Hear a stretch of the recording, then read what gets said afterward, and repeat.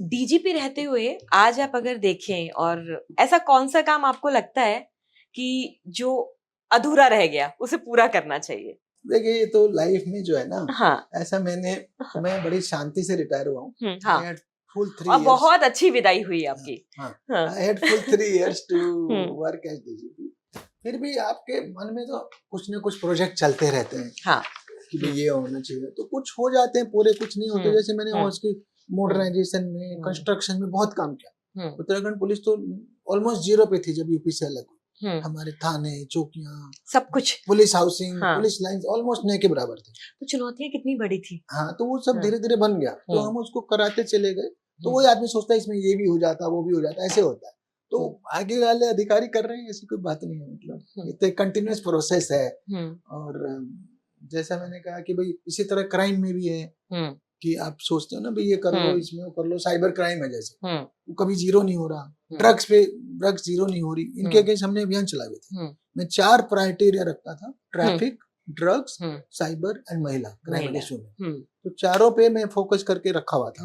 और कैंपेन्स हैं आपके? कैंपेन चलाते थे इसीलिए कि भाई पब्लिक से जुड़े, डायरेक्ट पब्लिक बेचारी परेशान है नहीं क्राइम से ना, साइबर से भी परेशान। आपने महिलाओं के लिए जो चलाया था उसका थोड़ा सा बताइए। वो बहुत, मेरे को लगता है इसलिए मैं जानना चाहती हूँ क्योंकि मुझे लगता है कि सभी राज्यों को उस पर काम करना चाहिए। देखिए, वो हमने गोरा शक्ति ऐप डिक्लेयर की। गोरा देवी वो थी जिन्होंने चिपको आंदोलन की शुरुआत की। हाँ। जो पेड़ों से चिपक जाती थी। हाँ। उनसे शुरुआत हुआ था। हाँ। कि मैं नहीं मेरे को मार लो, अब मैं पेड़ नहीं कटने दूंगी। तो फिर पूरा गांव आ गया था पेड़ों से चिपक गया। हाँ। तो इसलिए इसका नाम चिपको आंदोलन। हाँ। तो इसलिए गोरा देवी को उत्तराखंड में शक्ति का रूप मानते हैं। हाँ। तो हमने इसलिए उसको उसके नाम से मिशन गोरा शक्ति चलाया और गोरा शक्ति ऐप डेवलप किया। तो गोरा शक्ति ऐप वुमेन को, महिलाओं के सशक्तिकरण के लिए था। और उस ऐप में आप रजिस्टर कर लो, तो आप जहां भी जाओगे आपको अपना नियरेस्ट थाना मिल जाएगा। नियरेस्ट थाने का नंबर मिल जाएगा कि कितनी दूर है। और अगर आप खट से कॉल करोगे तो कोई रिस्पॉन्ड करेगा उस नंबर पे। तो ये सारा आपको कॉन्फिडेंस दिलाने के लिए भी था और रिस्पॉन्स बेटर हो उसके लिए। आपके पास आया अच्छा रिस्पॉन्स? बहुत अच्छा रिस्पॉन्स। आपने देश की आंतरिक सुरक्षा को लेकर बड़ा अध्ययन किया है और आप जहां अन्य जगहों पर भी रहे हैं वहां पर भी आपने लीड किया है। आज सबसे बड़ी चुनौतियां अंदर आप क्या मानते हैं जिससे हमें प्रायोरिटी बेसिस पे लड़ना चाहिए, तैयारी करनी चाहिए? देखिए, जब मैं 2010 में सीआरपीएफ में आया था और 11 में मैं बीएसएफ में चला गया था, तो उस टाइम देश की आंतरिक सुरक्षा की 3 बड़ी चुनौतियां थी। जम्मू कश्मीर, नक्सलवाद और नॉर्थ ईस्ट। और सीआरपी की लगभग 200 बटालियन होती थी, 200-210, 70 बटालियन तीनों क्षेत्र में थी। These were the 3 hot areas of internal security. वो तीनों आज जो है ऑलमोस्ट, मतलब बहुत ज्यादा नीचे आ चुके।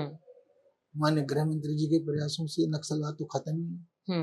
नॉर्थ ईस्ट 10% पे आ चुका है। कश्मीर कम हो चुका है। खत्म वो इसलिए नहीं होगा क्योंकि उसके पीछे पाकिस्तान सपोर्ट बहुत वो है। सीधा सीधा पूरे देश का सपोर्ट है। तो उसको खत्म इसलिए नहीं होने देते कि अगर कश्मीर प्रॉब्लम खत्म हो जाए तो उनकी तो दुकान बंद, मुद्दा खत्म नहीं, आईएसआई की दुकान बंद हो जाएगी। आर्मी कैसे राज करेगी? आर्मी पाकिस्तान पे राज ही कश्मीर के नाम का कर रही है कि हम हैं जो कश्मीर को बचाएंगे तुम्हारे लिए। इस नाम से उन्होंने सारे इलेक्शन खत्म, सब फर्जी। बाकी तो रियल पावर तो आर्मी के पास। वो पावर इसी वजह से ड्रॉ है, तो इसलिए वो इस मुद्दे को जिंदा रखना चाहिए। इसीलिए पहलगाम हुआ कि कश्मीर का मुद्दा खत्म होता जा रहा था। हाँ, कहीं सीन में ही नहीं आ रहा था बहुत दिनों से। तो इसलिए वो जिंदा रखने के लिए नहीं, ये मुद्दा जिंदा है, दे डिक्लेयर्ड थ्रू पहलगाम। तो आज के डेट में ये 3 बड़े मुद्दे तो खत्म हो गए, ठीक है ना? मेरे हिसाब से 2, क्योंकि आपने इस पे बहुत रिसर्च की है। बहुत रिसर्च बोला भी है। आज की डेट में 2 बड़े मुद्दे हैं। एक पे प्रधानमंत्री जी बोल चुके हैं, माननीय प्रधानमंत्री जी 2025 के 15 अगस्त के स्पीच में बोला उन्होंने, वो है अवैध घुसपैठ, इलीगल इमिग्रेशन। क्योंकि वो देश की डेमोग्राफी ही नहीं बदल रहा, वो देश के ऊपर इकोनॉमिक इम्पैक्ट कर रहा है, सोशल इम्पैक्ट कर रहा है, पॉलिटिकल इम्पैक्ट कर रहा है।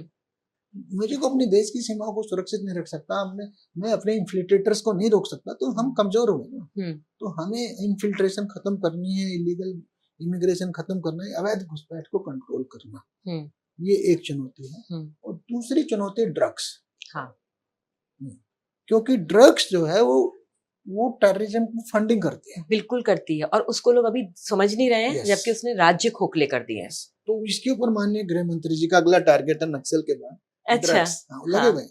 हाँ, तो परंतु आसान नहीं है। हाँ, क्योंकि युवा पीढ़ी है, उसको कैसे उनकी ऊर्जा को इस नकारात्मकता से निकाल के पॉजिटिव डायरेक्शन में डाला जाए, वो एक चैलेंज है। आपकी एक एक्सपर्ट एडवाइस में जरूर लेना चाहूंगी, क्योंकि आप सामने, आप देखिए, आप 37 साल वाली बात है, मुझे लगता है 37 सवाल भी हो जाने चाहिए थे। तो आज ये जितना ये पर्यटन आपके यहाँ जाते हैं उत्तराखंड में, क्योंकि आप वहां पे रहे हैं और आप देख रहे हैं कि अलग अलग राज्यों के नाम पर आपस में लड़ाई हो रही है, कितने वीडियो वायरल होते हैं, खासकर मसूरी में लेकर के सबको। इसका सॉल्यूशन कुछ देखते हैं आप? क्योंकि ऐसा तो नहीं होगा कि पर्यटन आना छोड़ देंगे, लेकिन जो आपस में होने लगा है, जो तस्वीर बनकर निकल रही है, उसका कोई सॉल्यूशन आप देखते हैं? नहीं, देखिए वो तो सॉल्यूशन तो गुड पुलिसिंग ही है इन सब का, और थोड़ा सोसाइटी को भी समझने की बात है। मतलब इसको ये समझिए कि नॉर्मली जो लोकल्स हैं वो एक तरफ हो जाते हैं, हाँ, जो टूरिस्ट है वो एक तरफ। अब तो हाथापाई होने लगी है। हाथापाई पहले भी होती थी, ऐसा नहीं। वायरल ज्यादा हो रही है। हाँ, इतने आजकल हाथों में सोशल मीडिया है, मोबाइल है, वीडियो है, फोटो है, इसलिए वायरल हो रही है। ऐसा नहीं, पहले भी होती थी। ये उत्तराखंड की कल्चर रही है। मसूरी पे, कैंपटी में मेरे पास पहले भी दुनिया भर के केसेस है। ये कांवड़ मेला में तो बहुत होती है। हाँ, अब शुरू होगा, मुझे तो लगता है कि बहुत खतरनाक होता है। नहीं, पिछले मैंने 9 कांवड़ मेले कराए। 9, 2 बार तो मैं एसएसपी हरिद्वार रहा हूँ, फिर आईजी रहा हूँ, फिर एडीजी लॉ एंड ऑर्डर में डीजी। तो 9 कांवड़ मेलों मेरे डायरेक्ट कमांड में। तो इसलिए मुझे एक्सपीरियंस है कि वहां भी ये सब बहुत होता है। तो इसमें पेशेंस की भी जरूरत है, बुद्धिमत्ता की भी जरूरत है, ईक्यू की भी जरूरत है, और कहीं ना कहीं स्ट्रिक्ट होने की जरूरत है। नॉट बियॉन्ड दिस, ये आप कर सकते हैं, इसके बियॉन्ड नहीं। आपकी बदतमीजी इसके बियॉन्ड नहीं टॉलरेट कर, और टाइमली एक्शन की जरूरत है। अगर पुलिस एक्टिव हो, टाइमली एक्शन ले ले, तो फिर वो ये नौबत ही नहीं आएगी कि लोकल्स को लड़ना पड़े। ठीक है ना। मैंने एक ऑपरेशन चलाया था, आपने कहा ना कई ऑपरेशन चलाया, तो मैं 2 का नाम लेता हूँ। एक था ऑपरेशन मर्यादा, कि भाई तीर्थ स्थलों की मर्यादा मत भंग करो। ये बहुत जरूरी है। तो जो यहाँ के शराब पी के नशा करके आप हंगामा करो, ये विल नॉट टॉल। तो ऐसे लोगों पे कार्रवाई चाहिए। एक मैंने चलाया था ऑपरेशन मुक्ति, बेगर्स को, जो चाइल्ड बेगर्स हैं उनको भिक्षावृत्ति से मुक्ति दिलाना। तो आई सेड कि भिक्षा नहीं, इस पे काम और होना चाहिए। पता नहीं कितना फॉलो कर रहे हैं। क्योंकि ये बहुत बड़ा ऑपरेशन है। 4000 से ज्यादा बच्चों को भिक्षावृत्ति से निकाल के एजुकेशन में डाला। तो ये ऑपरेशन फिर चलने चाहिए। आज के पॉडकास्ट का आखिरी सवाल, यूनिफॉर्म को मिस करते हैं? कभी कभी क्या याद आता है? Uniform is part of our life. दिल से 24 घंटे हमारे, अब मैं पुलिस वाला हूँ। यहाँ पे कई बार मेरे मुंह से भी निकल जाता है, फाइनली मैं पुलिस वाला हूँ। पुलिस वाले, डोंट फॉरगेट दिस। तो क्योंकि वो जो है आपके अंदर से आपके मन में रहता है कि आप पुलिस हो।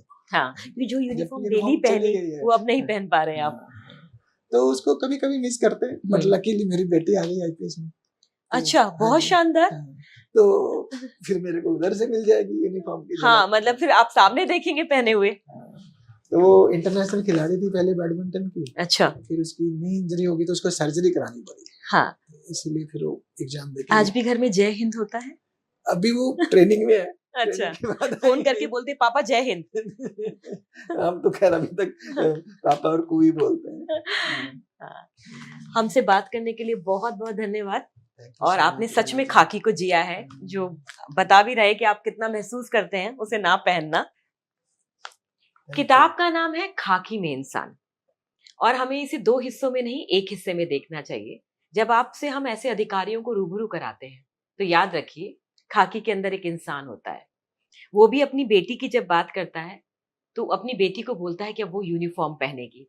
तो आपको ये समझना होगा कि वो 24 घंटे आपके लिए खड़ा होता है। आप शिफ्ट में काम करते हैं, आप अपने अनुसार काम करते हैं। तो कहीं ना कहीं जहां पुलिस से आप उम्मीद करते हैं वो आपको समझे, आपको से भी पुलिस उम्मीद करती है कि आप उनकी परेशानी और चुनौतियों को भी समझें। तभी ये किताब पढ़ना सार्थक होगा। खाकी में एक इंसान।